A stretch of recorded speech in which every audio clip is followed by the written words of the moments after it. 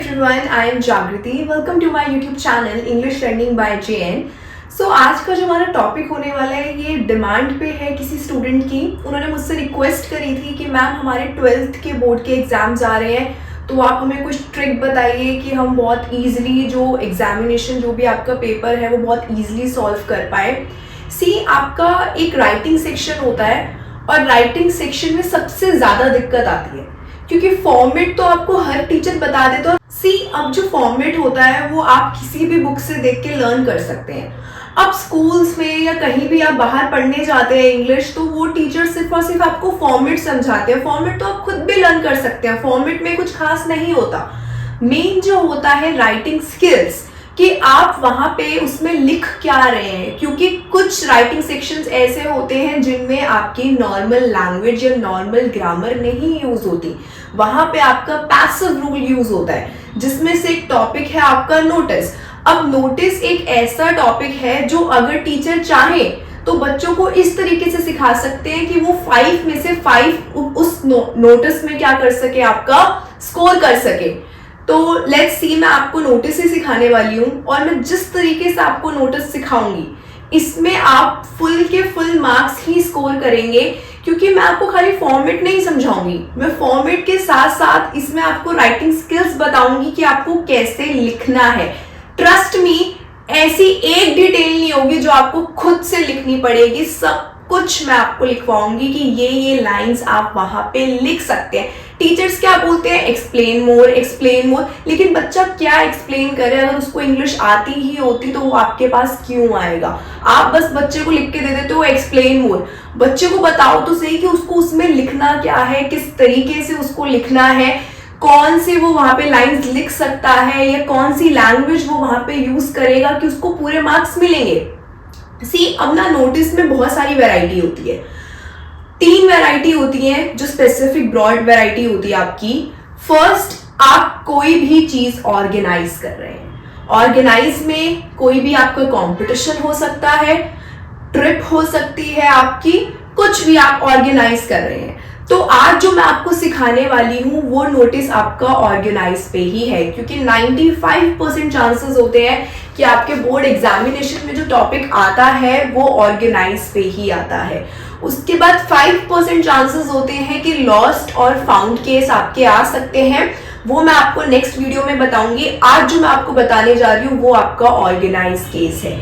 और trust me, कोई भी टॉपिक आ जाए ऑर्गेनाइज का, अगर आपने इस तरीके से नोटिस लिख लिया और आपको कुछ भी अपनी तरफ से बनाने की जरूरत नहीं है, इसको एक बार अच्छे से पढ़ लो, समझ लो एज इट इज। अगर आप ये लिख के आते हैं, क्योंकि आपको कुछ चेंज नहीं करना, सिर्फ जो टॉपिक होगा आपको बस वो चेंज करना है। अपार्ट फ्रॉम दैट जो मैंने लैंग्वेज यूज करी है, अगर आप सेम लैंग्वेज यूज करके आएंगे आपको 5 में से 5 मार्क्स मिलेंगे। सो लेट्स पहले क्वेश्चन देखते हैं। You are sports secretary of Lalwani Public School, Udaipur. Draft a notice in not more than 50 words for your school notice board asking the students to give their names for participation in various events to be held on the annual sports day of your school. Sign as Lalit and Lalita. कोई भी notice लिखने के लिए सबसे पहले आपको उसका question समझना बहुत जरूरी है। आप क्वेश्चन की कोई भी डिटेल को मिस नहीं कर सकते। अगर आपने बिल्कुल नोटिस सही भी लिखा लेकिन क्वेश्चन में कोई डिटेल ऐड करने को बोलेंगे और अगर आपने वो डिटेल ऐड नहीं करी हुई तो मार्क्स आपके कट सकते हैं, चाहे आपका नोटिस कितना भी सही क्यों ना हो। अब नोटिस में क्या क्या पहले मेन चीज होती है, अगर कोई भी ऑर्गेनाइज वाला नोटिस आ रहा है आपका, एक तो नेम। अगर क्वेश्चन में नेम मेंशन है तो आप नेम लिखेंगे। लड़का लड़की दोनों का अलग अलग दिया होता है, लड़के का अलग दिया होगा, लड़की का अलग दिया होगा, तो जो भी आप हैं, जो भी आपका जेंडर है उसके अकॉर्डिंग आप वो नेम मेंशन करेंगे। इन केस अगर क्वेश्चन में नेम नहीं है तो आप अपना नेम नहीं लिखेंगे, तब आप क्या लिखेंगे, XYZ, दैट्स इट। पहली चीज तो ये। दूसरी चीज यहाँ पे, अब आपको कोई भी चीज ऑर्गेनाइज करने के लिए आ सकती है, चाहे ट्रिप हो, चाहे आपका एनुअल डे का कंपटीशन हो, इंटर स्कूल कंपटीशन हो, आपका कोई भी ऑर्गेनाइजेशन में मतलब कोई भी चीज ऑर्गेनाइज करने के लिए आपके लिए आ सकती है। तो आज एक टॉपिक है आपका which is annual sports day. अब जो भी आपका टॉपिक है, आप एक बार अपने दिमाग में सोचो कि आपके स्कूल में एनुअल स्पोर्ट्स डे में होता क्या है। आपके स्कूल में डिबेट कंपटीशन जब होता है तो क्या होता है, आपके स्कूल में जब ट्रिप ऑर्गेनाइज होती है तो क्या होता है, क्योंकि ये टॉपिक्स आपसे बहुत ज्यादा फैमिलियर होते हैं। कोई भी टॉपिक ऐसा नहीं आएगा जिसके बारे में आप नहीं जानते होंगे। ये सारे टॉपिक ऐसे होते हैं जो बहुत ज्यादा फेमिलियर होते हैं। तो एक दो चीजें बस आपको याद करनी है, ये नहीं है कि आपको पूरा का पूरा पैराग्राफ लिखना है, क्योंकि वर्ड लिमिट मेंशन करी हुई है, it's not more than 50 words. आप 50 वर्ड से ज्यादा नहीं लिख सकते। अब ये नहीं है, कुछ लोग क्या करते हैं भाई, उनको इंग्लिश लिखना बड़ा पसंद है तो 50 की जगह 100 वर्ड्स लिख के आ जाएंगे। भाई पैराग्राफ नहीं लिखना, आपको नोटिस लिखना है। आपको सिर्फ उसमें मेन डिटेल्स बतानी है, आपको फालतू की कोई भी डिटेल नोटिस के अंदर मेंशन नहीं करनी है। सो पहले मैं आपको फॉर्मेट के साथ साथ ही ये नोटिस भी करा रही हूँ, तो फॉर्मेट भी क्लियर होगा, आपको नोटिस भी क्लियर होगा, प्लस किस तरीके से लिखना है एग्जामिनेशन में आपको वो भी क्लियर होगा। सिर्फ नोटिस अगर चेंज होता है टॉपिक तो बस टॉपिक चेंज कर देना, apart from that writing skills आपकी यही रहेंगी। लेट्स सी सबसे पहले आपका आएगा आपके स्कूल का नेम, योर स्कूल नेम। अगर स्कूल नेम मेंशन है तो आप वही स्कूल नेम लिखेंगे। स्कूल नेम और स्कूल नेम जहां पे भी आपका स्कूल है वो प्लेस भी आपकी आएगी, ठीक है। अगर स्कूल नेम मेंशन नहीं है तो आप XYZ इंटरनेशनल स्कूल भी लिख सकते हैं। अगर नहीं है, देखो किसी भी चीज का अगर नेम मेंशन नहीं है तो अब जो आपकी इंग्लिश है उसके अकॉर्डिंग आप अपनी तरफ से कुछ भी नहीं लिख सकते, आप वहां पे XYZ लिखेंगे। प्लस जो आपका प्रीवियस फॉर्मेट हुआ करता था उसमें ये कंपल्शन था कि जो भी स्कूल नेम होगा वो कैपिटल लेटर में होगा, लेकिन अब जो मॉडर्न मेथड आया आपका उसके अकॉर्डिंग जो स्कूल नेम है वो कैपिटल लेटर में होना कंपल्शन नहीं है। सिर्फ फर्स्ट वर्ड जो है वो कैपिटल लेटर में होगा, अपार्ट फ्रॉम दैट आप जैसे लिखते हैं वैसे आप नॉर्मली लिख सकते हैं। तो यहाँ पे मेंशन था लालवानी पब्लिक स्कूल उदयपुर, तो हमने वही स्कूल नेम लिखा, प्लस ये बिल्कुल बीचों बीच होगा आपका, ना राइट ना लेफ्ट। नेक्स्ट आपको लाइन लीव नहीं करनी है, नेक्स्ट लाइन में ही आपका क्या आएगा नोटिस, और ये जो नोटिस है it should be in capital letters, ये आपका कैपिटल लेटर में ही होगा। उससे नेक्स्ट लाइन में अब आपको फिर से लीव नहीं करनी है, उसी के नेक्स्ट लाइन में, और याद रखना नोटिस भी सेंटर में ही होना चाहिए आपका। उससे नेक्स्ट लाइन में आपकी डेट आएगी, और डेट का फॉर्मेट भी यही होगा जो मैंने लिखा हुआ है।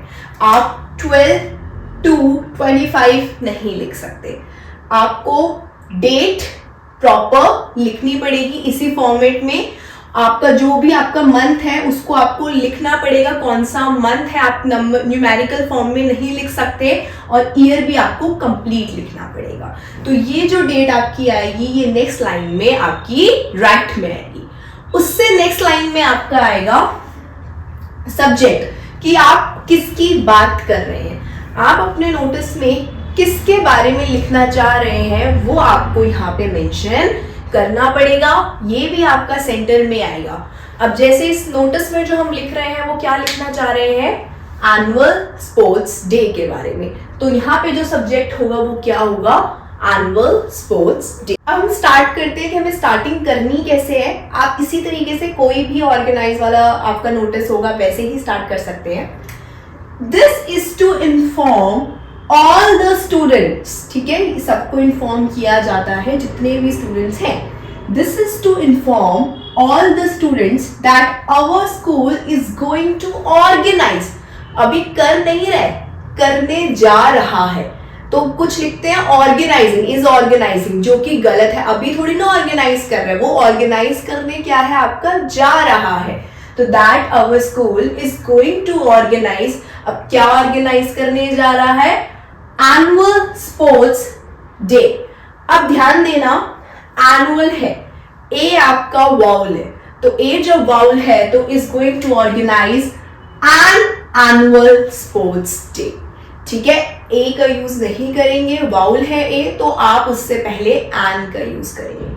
N annual sports day which includes various events। मैंने बोला क्योंकि पहले ही क्वेश्चन में क्या लिखा था कि इसमें बहुत सारे क्या होने चाहिए, आपके इवेंट्स होंगे, कि मतलब ये लिखा है यहाँ पे इन वेरियस इवेंट्स, क्योंकि ऑब्वियसली बात है स्पोर्ट्स में बहुत सारे इवेंट्स होते हैं, तो वो हमने यहीं पे लिख दिया विच इंक्लूड्स वेरियस इवेंट्स। अब आपकी मर्जी, आप जो मर्जी इवेंट्स लिखो, उन्होंने मेंशन नहीं कर रखा, आप अपनी तरफ से कोई भी 2-3 डाल सकते हैं।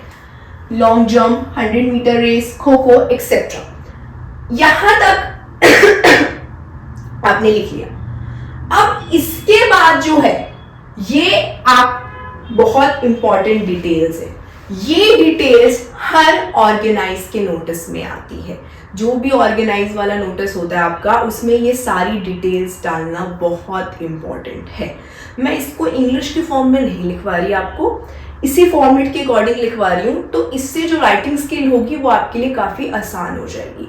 सबसे पहला, क्या कोई भी आपका किसी को भी आप नोटिस दे रहे हैं तो आप बताएंगे कौन सी डेट को हो रहा है वो।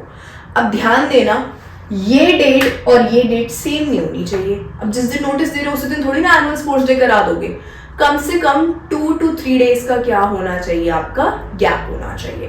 तो पहले आपने डेट बताई, सेम फॉर्मेट जो आपने ऊपर लिखे उसी फॉर्मेट से लिखनी है, डेट सेम मत कर देना। टाइम आप ऑनवर्ड्स वाला बता सकते हैं, क्योंकि हमें लास्ट में नहीं पता होता कि वो कब खत्म होने वाला है, तो आप ऑनवर्ड्स बता दीजिए कब स्टार्ट हो रहा है। वेन्यू स्कूल ग्राउंड, क्योंकि हमें पता है कि वेन्यू स्कूल ग्राउंड ही होगा, आपका स्पोर्ट्स डे है। तो दो students who are interested give their names, क्योंकि हमने ऊपर नेम्स देने की बात करी है, तो give their names to the undersigned. Undersigned मतलब कौन, जो भी ये नोटिस लिख रहा है उसको अंडरसाइंड बोलते हैं। Latest by 13th of February during 0 period in sports room। Obviously बात है कि आप 15 को ही दे देंगे अपने नाम तो कोई फायदा नहीं है, तो आपको डेट मेंशन करनी पड़ेगी कि आप कब तक अपने नेम दे सकते हैं।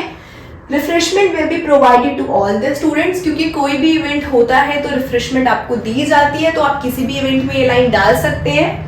For more queries contact undersigned. Undersigned मतलब जिसने भी ये लिखा है, आप उसको अगर कुछ और पूछना चाहते हैं तो आप उससे पूछ सकते हैं।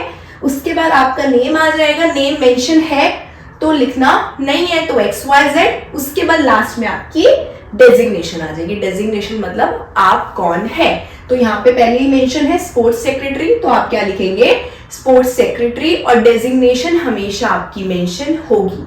आई होप आपको बहुत अच्छे से समझ में आया नोटिस। अगर आप इस तरीके से लिखेंगे तो आपको फुल मार्क्स मिलेंगे नोटिस के अंदर। अगर आपको मेरी वीडियो अच्छी लगी है तो आप मेरे चैनल को सब्सक्राइब कर सकते हैं।